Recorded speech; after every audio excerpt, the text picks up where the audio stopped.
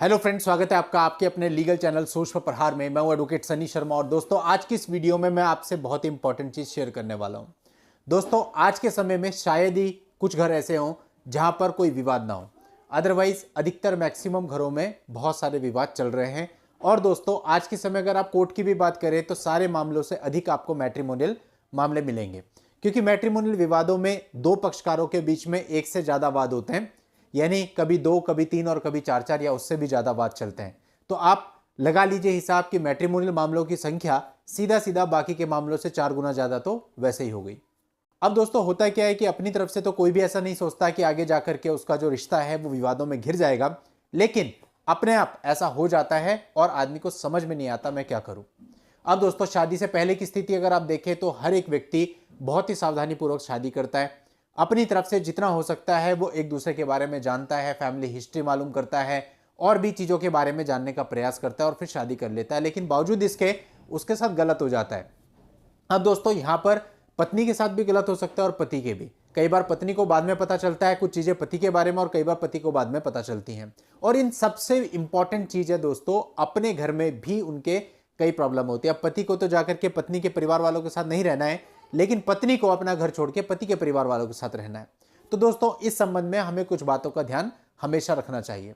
होता क्या है कि शादी से पहले पति और पत्नी दोनों की कुंडली मिलाई जाती है, उनके गुण मिलाए जाते हैं ताकि भविष्य में उन दोनों के बीच में सामंजस्य बना रहे। और कई बार ऐसा भी होता है कि गुण नहीं मिलते, कुंडली नहीं मिलती, तो विवाह कैंसिल कर दिया जाता है। तो दोस्तों यहां में कहना कि ठीक है, वह आप अपने अपने रीति रिवाजों के अनुसार सारी चीजें करते हैं। इसके साथ साथ दोस्तों आपको बहू की कुंडली सास से भी मिलानी चाहिए, क्योंकि आप देखोगे अधिकतर जो प्रॉब्लम होती है ना वो बहू की सास के साथ होती है और लड़का बीच में पिस जाता है।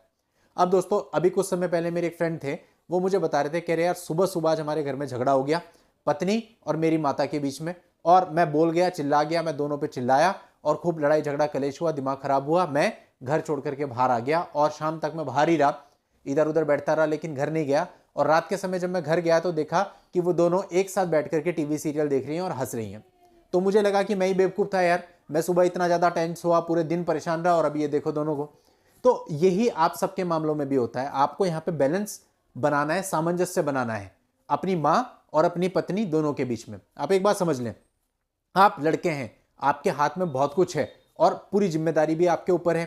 कई बार ऐसा होता है कि पत्नी गलत करती है, तो पत्नी को आप डांटें और बोलें कि भाई ये चीज गलत है। लेकिन दोस्तों हमेशा ऐसा नहीं होता कि पत्नी की गलती होती है। कई बार कोई मैटर होता है आपकी माताजी की तरफ से गलती होती है, क्योंकि देखिए वो लोग क्या है ना, ओल्ड जनरेशन के हैं, तो वो चीजें अपने अकॉर्डिंग चाहते हैं, वो आज के जनरेशन के हिसाब से नहीं चल पाते। जो आज के जनरेशन के बच्चे हैं हम लोग, हम अपने हिसाब से चलना चाहते हैं। तो कई बार गलत कोई भी नहीं होता, केवल मिसअंडरस्टैंडिंग होती है, मिसकम्युनिकेशन होता है और उसकी वजह से आर्ग्यूमेंट्स होते हैं और आर्ग्यूमेंट्स के बाद एक दूसरे का सम्मान सब खो देते हैं और फिर एक दूसरे को कुछ भी बोलना आरंभ कर देते हैं। तो इसलिए दोस्तों जब कभी भी ऐसी शुरुआत हो तो सबसे पहले आप एनालाइज करो गलती एक्चुअल में किसकी है। आप देखेंगे कई बार पत्नी की गलती होगी, लेकिन कई बार आपकी माताजी की गलती होगी। अगर आपको लगता है कि पत्नी की गलती है तो आप उसको डांट दो, समझा दो कि भाई ऐसा आपसे नहीं होना चाहिए। लेकिन अगर आपको लगता है कि आपकी मदर की गलती है तो आपको अपनी मदर को भी थोड़ा सा कहना चाहिए। अब जाहिर सी बात है आपकी मदर है तो आप डांट तो नहीं सकते, लेकिन समझा तो जरूर सकते हो। आराम से प्यार से उनको समझा दीजिए ताकि वो ऐसी हरकत दोबारा ना करें अगर उन्होंने किसी प्रकार का मिसबिहेव किया है या गलत तरीके से पत्नी से आपकी बात की है। अब दोस्तों हमें कई बार हम क्या करते हैं, एक पक्ष की बात सुनते हैं, माँ की बात सुन लेते हैं और पत्नी के बारे में अपने विचार बना लेते हैं, या कई बार पत्नी की बात सुन लेते हैं और माँ के बारे में अपने विचार बना लेते हैं। तो दोस्तों बहुत प्रॉब्लम हो जाती है। और इन सारी चीजों में ना पिस्ता बेचारा पति है, क्योंकि उसको दोनों रिश्ते निभाने हैं, उसके ऊपर दोनों जिम्मेदारियां हैं और ना तो माँ समझती है ना तो पत्नी समझती है। माँ को कुछ बोले तो पत्नी बुरा मानती है, पत्नी को कुछ बोले तो माँ बुरा मानती है, जा उसी के पल्लू से बन जा। ये सारी चीजें होती हैं दोस्तों। तो ये प्रैक्टिकल चीजें हैं, घर घर की चीजें हैं और ये ऐसी चीजें हैं जो आप डिस्कस भी नहीं करते किसी के साथ, डिस्क्लोज भी नहीं करते क्योंकि आपके घर परिवार की बातें होती हैं। लेकिन दोस्तों इस चैनल पर मैं आपसे वही बातें करता हूं जो कि प्रैक्टिकल हो, चाहे वो कैसी भी हो मुझे फर्क नहीं पड़ता, लेकिन ये रियलिटी है, ये हर एक के घर में है। और जो विवाद उत्पन्न होते हैं ना उनकी शुरुआत यहीं से होती है और हमारा मकसद है कि शुरुआत खत्म करें, उसकी जड़ खत्म करें, जहां से चीजें शुरू हो रही हैं उस चीज को खत्म करें। तो उसके लिए पहले बहुत जरूरी है कि पहले समस्या को जान लिया जाए, तभी हो सकता है। तो समस्या पर डिस्कशन ही नहीं करेंगे तो बात बनेगी कैसे। तो दोस्तों ये एक बहुत बड़ी चीज है और ये हर एक के घर में है। ये डिफरेंसेज आपको मिलेंगे ही चाहे आप कुछ भी कर लो। आपकी माताजी और आपकी धर्मपत्नी एक ही लेवल पे कभी नहीं आ सकते, दोनों के बीच में बहुत फर्क होंगे और गलती भी हमेशा एक की नहीं होगी, कभी एक की होगी कभी दूसरी की होगी। आपको देखना है, उनको समझाना है, दोनों को प्यार भी देना है और दोनों को लेकर के अपने घर को आगे बढ़ना है। तभी देखिए पत्नी की नजर में आपकी रिस्पेक्ट कब होगी, जब आप उसके लिए बोलेंगे। अब पत्नी है वो किसके भरोसे वहां पे आई है, वो भी आप ही के भरोसे आई है।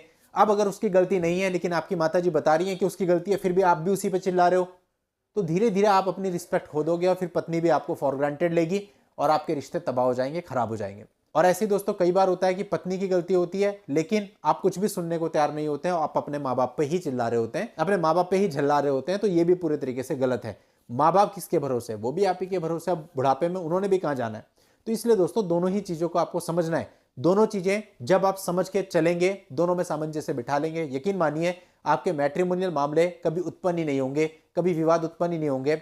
अगर आप पत्नी के सामने माता की गलती होने पर उनको 3-4 बार कहते हैं कि नहीं, समझाते हैं, तो पत्नी को भी लगेगा यार ये बंदा मेरे लिए बोलता है, इसको मेरी रिस्पेक्ट की चिंता है। माँ को भी सेम है, अगर माँ को गलत बोला गया है, माँ के फेवर में आप बात करते हैं तो माँ को भी लगेगा।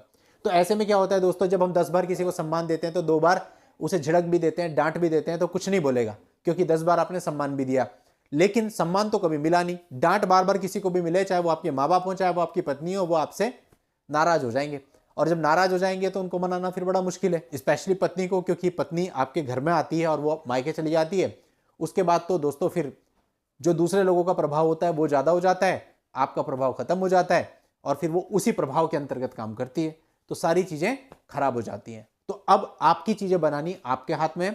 चलिए दोस्तों आज की इस वीडियो में इतना ही, नेक्स्ट वीडियो में नई जानकारी के साथ मैं आपसे फिर मिलता हूं, तब तक के लिए goodbye and thank you for watching, take care.